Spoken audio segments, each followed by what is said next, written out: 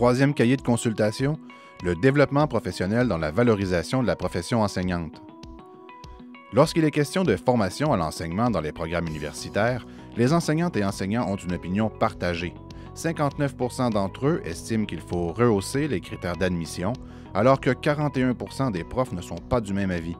Par contre, en ce qui a trait au contenu de la formation à l'enseignement, 90 % des répondants croient que des modifications devraient être apportées. La valorisation de la profession enseignante dans le discours public demeure au cœur des préoccupations des enseignantes et des enseignants. Pas moins de 98 % des profs sondés sont d'avis que la FSE-CSQ doit continuer de mettre la profession enseignante à l'avant-scène et à mettre en valeur la fierté d'enseigner. Enfin, autre donnée fort intéressante du sondage, plus de 86 % des enseignantes et enseignants croient que la FSE-CSQ doit continuer de s'opposer à la création d'un ordre professionnel pour les enseignantes et enseignants. Quatrième cahier de consultation, le développement professionnel dans la formation continue. La formation continue fait partie de la vie des enseignantes et enseignants qui participent à des activités de perfectionnement et s'y engagent aussi de leur propre initiative.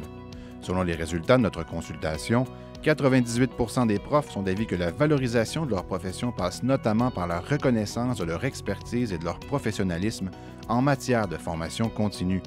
Les profs souhaitent avoir accès à des activités de formation continue, mais pas à n'importe quel prix. 93 % d'entre eux estiment que le choix du contenu, de la forme et du lieu de la formation doit impérativement leur revenir. 97 % croient qu'en aucun cas, une activité de formation continue ne devrait mener à une évaluation du personnel. Les profs ont aussi une opinion claire sur les communautés d'apprentissage professionnel. Ils estiment à près de 95 % que celles-ci doivent être vues comme un groupe de réflexion, que l'adhésion doit y être volontaire et qu'il doit être possible de s'en retirer à tout moment. Enfin, 90 % des profs croient que la loi sur l'instruction publique devrait être modifiée pour s'assurer que les enseignants conviennent de la totalité de leurs besoins de perfectionnement.